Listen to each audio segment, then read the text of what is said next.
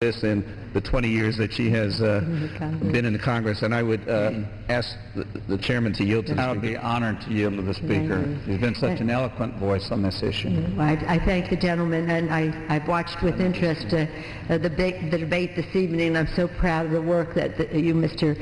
Edwards, are doing on this issue to honor America's vets, and Congressman Wonk, you as well. I thank the ranking member, now the chairman of the Veterans Committee, for bringing up this important issue, our Filipino vets. For years, we have been pleading our case. Mr. Obi has listened patiently, tried to find a way for us to meet the needs of these people who have served our country so well, helped achieve the victory. Promises were made, promises were not kept. And I know it's not possible to do something this evening, but I wanted to come to the floor to associate myself with the remarks of our distinguished chairman, Bob Filner, who has worked relentlessly, as we all know, persistently on this important issue. We recently had a visit from the President of the Philippines, where she was very interested in the progress of this issue. And so I associate myself with Mr. Filner's impassioned plea on this subject. Thank you for your leadership for our veterans on an ongoing basis. I'm very proud of the leadership of this subcommittee. Under the chairman's leadership, we've been able to give the biggest increase in veterans health funding in the 77-year history of the Veterans Administration. And just recently in the supplemental, we're able to have the GI Bill for our veterans. Thank you to our veterans. And when they come home, we send them to college.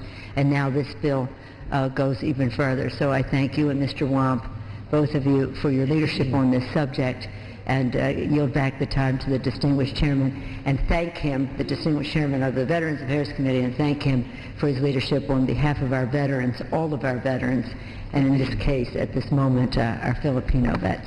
Thank you, Mr. Chairman. Yield back. If I could reclaim my time, let me just say, Mr. Speaker, in the presence of Speaker Pelosi, what I said earlier this evening. While she has been gracious and commending others for working on veterans over the last 2 years, she made a commitment to America's veterans 4 years ago and said if she became Speaker, we would have unprecedented increases in funding for veterans health care and veterans benefits.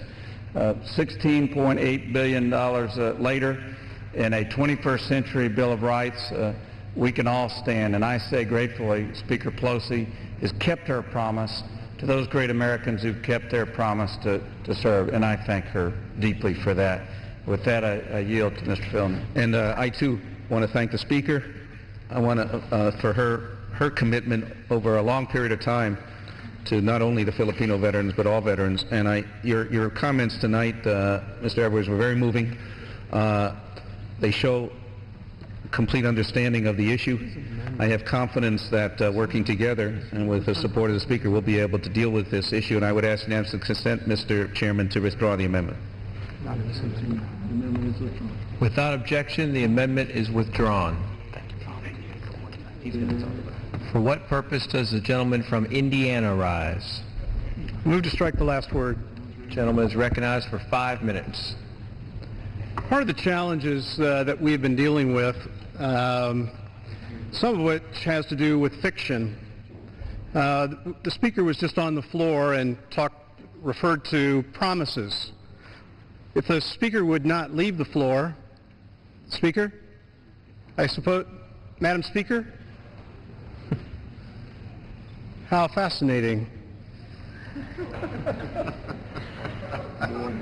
You see, the Speaker was just on the floor, Mr. Chairman, and spoke fiction.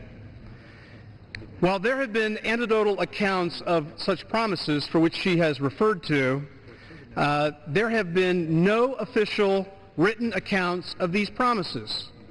CRS has done an extensive research of the papers and the writings of both President Roosevelt and General MacArthur and have not found any written proof that these promises were made.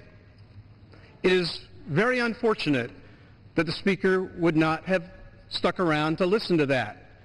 Several requests for her to stay on the floor. She turns and just